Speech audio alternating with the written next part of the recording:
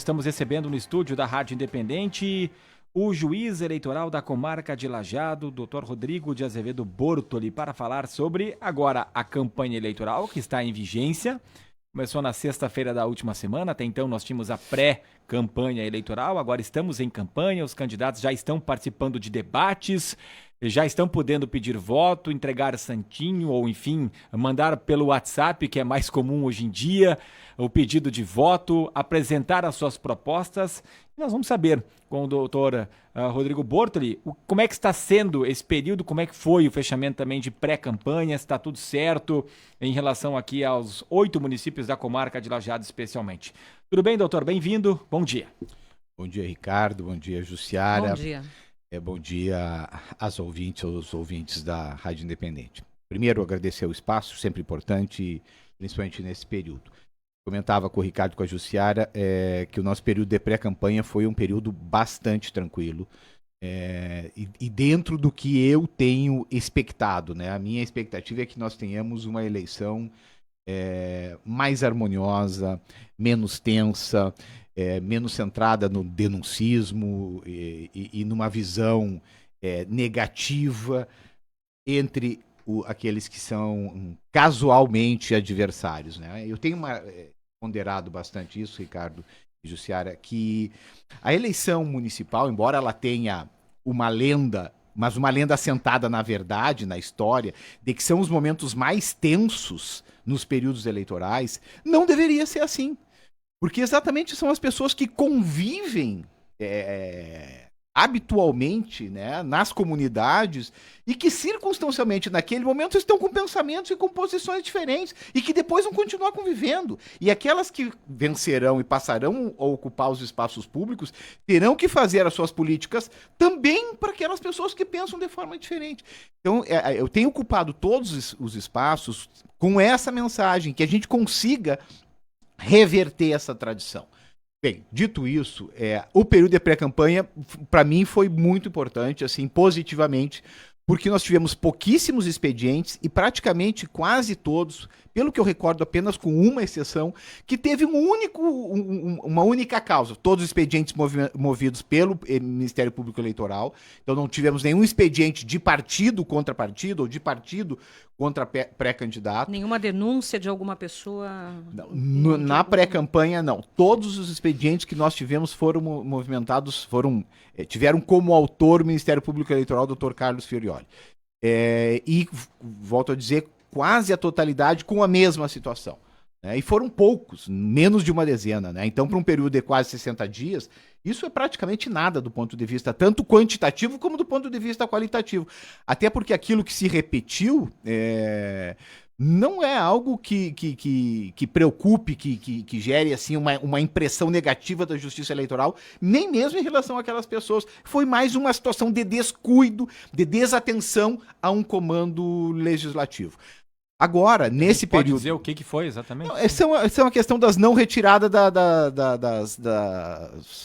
das postagens de campanhas eleitorais anteriores, né? O que a lei eleitoral ordena que tem que ser retirada até 30 dias após o pleito. Então, pois aquilo que foi, de repente, quem era candidato em 2020... Estava lá na rede social ainda, era considerado como uma propaganda antecipada, porque era uma propaganda, né? Claro, né? Tava naquela condição. Então foi isso, foi essencialmente isso, né? E aí teve a determinação, teve a punição, são quantos casos? Eu não tenho certeza, certamente foram menos de 10, eu acho que foram 4 ou 5. 4 eu recordo, assim, com certeza, mas talvez tenha tido mais um. Ou seja, muito poucos. E qual é a punição para esse tipo de caso? Bem, a propaganda eleitoral antecipada, ela prevê uma multa, né? Pelo que eu recordo, a multa é do valor mínimo 5 e no valor máximo de R$20 mil. Então, em alguns foram fixados, eu fixei o valor mínimo de 5, e teve outros, por exemplo, a manutenção de mais de uma campanha, né? Por exemplo, a campanha para vereador e campanha para deputado. Então, nesse aspecto, eu acabei elevando um pouco, acho que teve uma fixação de 6 e uma fixação um pouco superior a 6. Mas são valores assim que não são valores extremamente expressivos. E importante dizer que todos, com exceção desse último que eu ainda não julguei, todos os representados no prazo fixado, eu não me lembro se foram 24 ou 48 horas, comprovaram o cumprimento da ordem. Então, ou seja, retiraram todas as postagens. Inclusive, eu sei que teve alguns que tiveram dificuldade porque não conseguiam mais acessar aquela rede, não usavam mais aquela página, aquele perfil. Então, houve algumas dificuldades operacionais por parte do representado. Mas conseguiram e isso também eu levei em consideração para não fixar multas maiores, mas mais próximas ao mínimo, porque o mais importante, que era a cessação da conduta, ela se deu imediatamente. E coube recurso.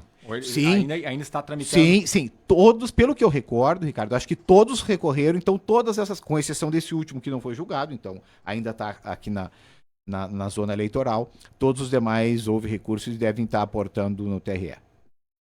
Fora essa questão, juiz eleitoral Rodrigo de Azevedo Bortoli, a gente sabe, a gente percebe nas ruas que cada vez a campanha ela é menos vista, né, na rua. Não tem mais o cavalete, é menos outdoor, tem aquela questão do perfurite no carro, mas também os tamanhos estão menores, não tem mais aquela entrega de santinha, aquela abordagem, é muito mais rede social, WhatsApp, Facebook, Instagram, outras redes. Como é que está sendo para o senhor também? Se facilita até para o juiz, para o próprio Ministério Público, enfim? E como é que vocês estão analisando agora o período de campanha eleitoral que começou na última sexta-feira? Bem, esse período para nós, inicial, o mais importante é o julgamento dos pedidos de registro de candidatura.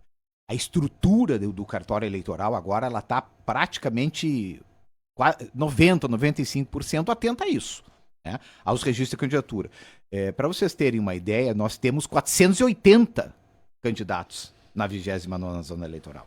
Então, cada expediente, cada registro de candidatura enseja um processo que nós temos que apreciar e fazer o deferimento ou o indeferimento. Então, hoje de manhã eu ainda estava trabalhando com alguns.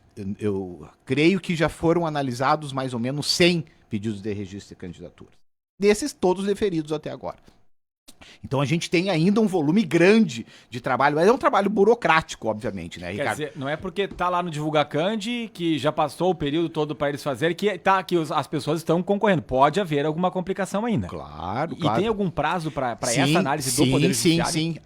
É setembro, não me lembro exatamente se é dia 16, mas acho que é dia 16 que nós temos que estar com todos os pedidos de registro de candidatura julgados. Obviamente nós vamos terminar isso muito antes desse prazo. Creio que não na semana que vem, mas na primeira semana, até o dia 6, a minha ideia é de a gente estar com tudo isso concluído. E outra pergunta, doutor. Vocês analisam, tem uma ordem para avaliar isso? Porque a gente sabe de alguns casos específicos que uns dizem, olha, não, aquele lá não pode concorrer. O outro diz, olha, esse aqui também não pode concorrer. Como é que funciona isso?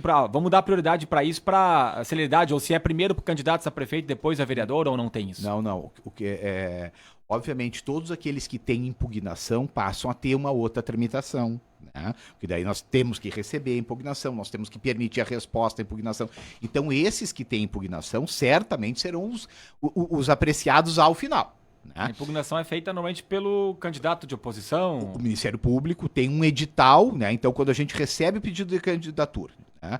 Digamos lá da Joana Nogueira, né? Tem um edital daquela candidatura da Joana Nogueira, por exemplo, que é candidata a vereadora lá em Sério pelo partido Y, né? Então qualquer um ali, dos legitimados, os partidos, as federações, o Ministério Público pode impugnar isso, né? Então o ordinário é que não ocorram impugnações. Depois a gente pode fazer um percentual disso, mas até agora todos os que nós estamos julgando são pedidos sem impugnação. Obviamente, então, isso se torna muito mais fácil no julgamento, né? Então a gente verifica só algumas outras coisas. Por exemplo, se tem filiação partidária, tem um conjunto de requisitos que a gente analisa ali e que... Então o cartório começou pelos municípios menores, né? Porque facilita. Então, estamos fazendo, primeiramente, Sério, Canudos, esses municípios. Hoje, por exemplo, os que eu vi de manhã cedo já eram pedido de candidatura, de registro de candidatura de Cruzeiro. Então, já está entrando o Cruzeiro. Vi que tinha alguma coisa de Marques. Mas, por exemplo, Lajeado nada foi apreciado ainda. Então, isso é uma questão mais de organização da burocracia do cartório eleitoral. E é o que nós estamos muito focados. Quando essa questão da propaganda, acho que tem duas informações que são importantes. Primeiro, nós fizemos uma reunião semana passada então com a Polícia Civil, com a Brigada Militar e com o Departamento de Trânsito do município aqui de Lajeado.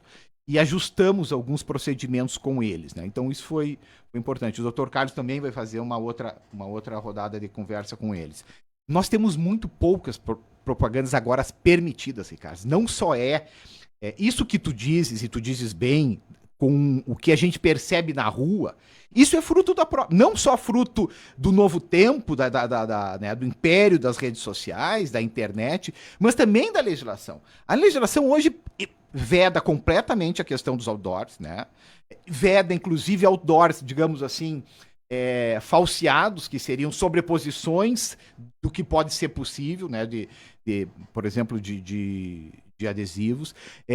Os cavaletes também não são mais permitidos. O que temos de autorização praticamente são as bandeiras. E as bandeiras têm que ter cuidado, porque elas não podem atrapalhar nem o trânsito, e aí entra a ação do Departamento de Trânsito, principalmente aqui em Lajeado, que a gente já ajustou isso, então que tem o olhar atento a isso, né, qualquer situação, e a questão da circulação de pessoas. Isso também, aí tanto o Departamento de Trânsito como, eventualmente, a própria Brigada Militar. Então, isso que se percebe hoje também decorre da legislação eleitoral no que diz respeito às manifestações que são admissíveis e as que estão vedadas. E o que tu perguntavas antes, assim, qual é que a nossa sensibilidade em relação a isso, é claro que isso facilita, né, Ricardo?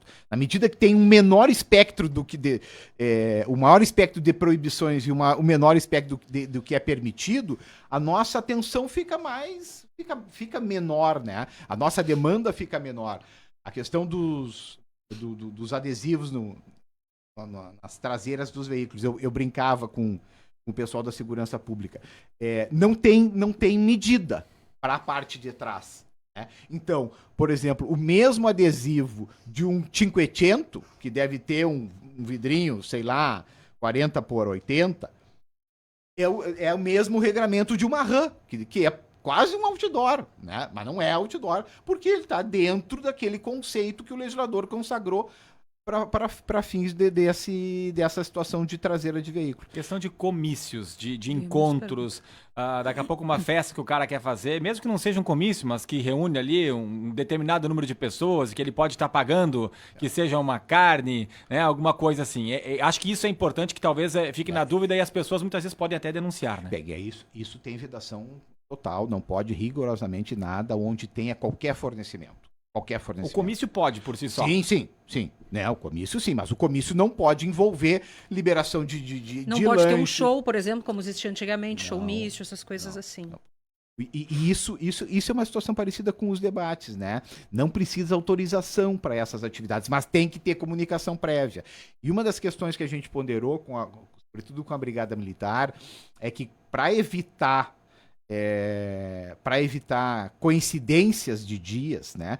Sempre que houver a comunicação de alguma atividade, principalmente esse tipo de atividade que tem que ser comunicada previamente, com 24 horas, que a brigada tenha cuidado, ou o departamento mesmo de trânsito, tenha, por exemplo, na hipótese de uma carreata, tenha cuidado de fornecer o ciente e dia e horário, assim como o partido também tenha o cuidado de fazer a solicitação. O senhor podia anotar aqui para mim que essa autorização é agora, dia 22 de agosto, às 10h45, porque depois pode ter uma outra comunicação pretendendo o mesmo dia, o mesmo local. Olha, não pode, porque nós já, há minutos antes ou uma hora atrás, já recebemos a comunicação, não é nós que autorizamos, a comunicação de uma outra federação, de uma outra coligação. Partido. Então esse é um cuidado importante. Em relação ao som, Ricardo, isso também foi algo que está regulamentado, acho que são 7 decibéis medidos a uma distância de 8 metros, 20 metros, alguma coisa assim. E isso a gente estava conversando e os policiais da Brigada Militar ponderaram o seguinte: doutor, isso é muito baixo. Isso é muito baixo. Uma criança pequena, óbvio, é capaz de chorar mais alto do que esses decibéis permitidos. Então, isso é algo que nós podemos ter alguma dificuldade, os partidos vão ter que ter consciência de que nos seus atos, comícios, carreatas, uso dos trio elétricos, ou mini trios, que são definições que tem também na resolução, essa questão do som vai ter que ser muito cuidado, porque esse permissivo ficou muito baixo. Muito baixo mesmo. Então, isso é algo que pode gerar algumas controvérsias, alguns tensionamentos. Mas, bem, a regra expressa, obviamente, essa vai ter que ser observada. Ou seja, se a pessoa vai fazer uma carreata, por exemplo, tem uma caminhonete com uma caixa de som, ou o próprio som da caminhonete tem que ser um volume... Tem que ser aquele volume permitido. Exatamente. E até como que se mede, então se alguém chamar, vai ser medido naquela distância. Se estiver acima daqueles decibéis, vai ter que ser ajustado aos decibéis, ou se não ajustado, vai ter que ser adicionado. Luiz Rodrigo Bortoli, ainda sobre a questão de impugnação, eu até achava que o correto era pedido de impugnação, mas eu tô vendo que mais pessoas falando impugnação, a impugnação que é movida pelo candidato oposto, enfim, por alguma denúncia. Esse prazo já terminou, né? Sim. Em relação aos pedidos de registro, sim. Né? Pode ter alguma impugnação do meu deferimento. Então, isso eventualmente pode ter. Algum recurso do deferimento. Então, eu deferi determinado pedido de registro e, em relação ao deferimento, ter um recurso. Então, isso ainda é possível. E nós temos quantas impugnações aqui na comarca? Eu citou alguns municípios, nós temos, pelo que eu recordo, Ricardo, nós temos uma impugnação em tramitação que está em citação com o representado. Então, com aquele pretenso candidato que está tendo a sua candidatura questionada. Pelo que recordo, uma só. Bom, tem a pergunta aqui do Clayton. Gostaria de saber do juiz sobre os debates. Aqui não, mas em outros estados, principalmente em São Paulo, onde os candidatos se acusam e ameaçam o tempo todo, não apresentam nenhuma proposta, parece que é terra de ninguém. Minha dúvida é, o candidato pode ameaçar e acusar o candidato da oposição? Tem alguma condenação por praticar esses atos? No 999-787885, a pergunta aqui do nosso ouvinte. Bem, Ricardo, primeiro eu quero voltar ao meu tema de abertura, né? A minha expectativa que tem sido, de certa forma, nesse início, correspondida. Eu acho que nós já tivemos um debate aqui, né?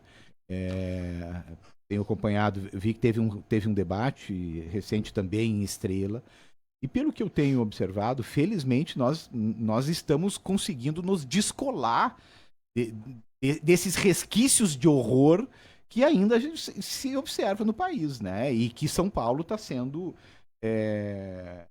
que tem mais chamado a atenção. Mas é importante dizer o seguinte: a situação de São Paulo, ela decorre essencialmente de um candidato, não é dos candidatos.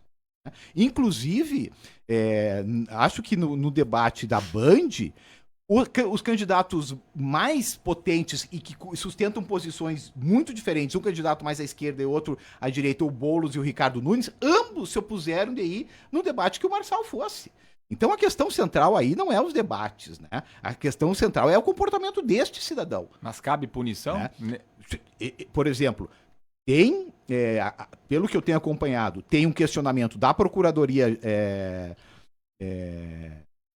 de Justiça já pedindo a impugnação da candidatura dele por esses comportamentos.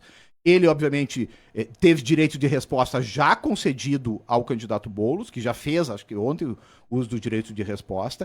E tem agora uma impugnação de um próprio integrante, não sei se da direção ou do partido dele, contra essa candidatura. Então tem um conjunto, sim, de consequências acerca desse comportamento. E a minha leitura disso é exatamente isso, que isso são estertores, são resquícios de um período que a gente tem que superar, né? O problema, e acho que os meios de comunicação têm que ser muito firmes com isso, né? Não podem tolerar esse tipo de comportamento, porque esse tipo de comportamento é um comportamento que compromete a própria ação política, e nós temos que valorizar a ação política. Então, acho que pouco agora, enquanto esperar vocês, estava ouvindo um cientista político que trabalha com pesquisa eleitoral e que dizia isso. Bem, Nos Estados Unidos se alterou a dinâmica dos debates exatamente por situações similares a essa que aconteceu em São Paulo.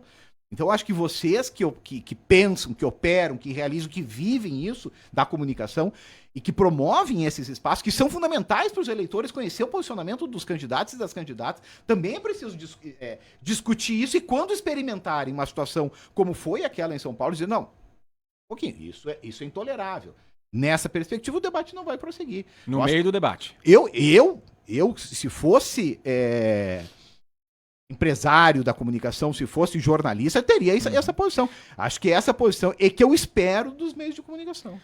Um ouvinte aqui, eu não sei, no perfil aqui no YouTube diz do alto, mas ele diz, eu gostaria de perguntar o porquê, ou melhor, qual é a lógica de termos voluntários nas salas de votação enquanto os partidos recebem milhões para realizarem as suas campanhas? Bem, isso é porque os partidos e a justiça eleitoral não têm identidade nenhuma. Né? São sujeitos absolutamente distintos. E é preciso e a justiça eleitoral opera sem, né, recursos do fundo partidário, obviamente, o fundo partidário é dos partidos políticos e não da justiça eleitoral. Tem um outro orçamento como como o Tribunal de Justiça do Rio Grande do Sul, como o TRT do Pará, enfim, como o município de Lajeado, como o município de Sério, é uma estrutura pública que não tem nenhuma identidade com os partidos. E também porque nós precisamos ter sujeitos, né, homens e mulheres absolutamente desvinculados aos partidos para que possam bem receber ali os eleitores e não estarem pautados pelo interesse dos próprios partidos. Então, porque não tem identidade nenhuma entre justiça eleitoral e partidos políticos. Tá certo.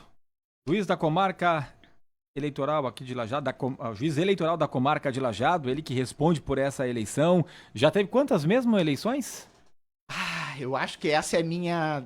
Acho que é a 10ª. Não tem... 10ª como juiz eleitoral? Eu fiz lá em Tapera, acho que foram 6 ou 7, fiz uma aqui em Estrela, e aí essa é a segunda em Lajeado, então acho que é a 10ª. Só a nível de curiosidade, doutor Rodrigo, a 10ª campanha. Cada campanha tem algo diferente. Tem alguma regra diferente? Tem... Claro. Porque nós não temos uma solidez da nossa legislação. Então, nós temos a lei eleitoral, a lei dos partidos políticos, e depois o resto a gente tem resoluções. E as resoluções vão se alterando de uma eleição para outra. Até porque tem essa peculiaridade de termos eleições municipais, né, só para prefeito e vereadores, e outras eleições gerais. Então, as competências também mudam, as lógicas também mudam, as demandas também mudam. Então... sempre tem ajustes a ser feitos e que a gente tem que ir se adaptando a esse ajuste. Mas a minha expectativa principal é essa. E principalmente ela já... Eu quero fazer uma observação quanto a isso, Ricardo, antes de vocês terminarem. Vamos pegar o exemplo da disputa majoritária aqui. Eu tenho pensado sobre isso aqui em Lajeado. A Gláucia é atual vice-prefeita, né? Então tem todo um exercício de vida pública da condução junto com o prefeito da chefia do executivo municipal.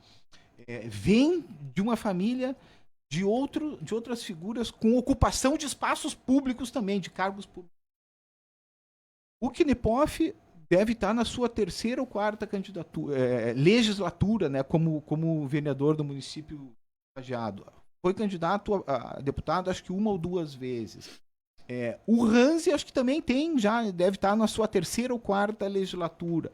Então vejam, são homens e é uma mulher com ampla experiência de ocupação dos espaços públicos, que devem ter então clareza do que significa a ocupação do espaço público e que devem estar norteados na sua condição de candidato por esse espírito público e que assim devem orientar as lideranças partidárias, a militância partidária, a militância das coligações, das federações, nessa perspectiva. Então isso também, para mim, me remete a ter essa expectativa de maior tranquilidade, de um espírito público que impere mais nessas eleições. Então faço essa exemplificação pela disputa majoritária de Lajeado, porque também é o maior município da nossa zona, mas que a minha expectativa ela também, obviamente, se espraia para os outros municípios da nossa zona. Tomara que seja tudo tranquilo. Obrigado pela presença,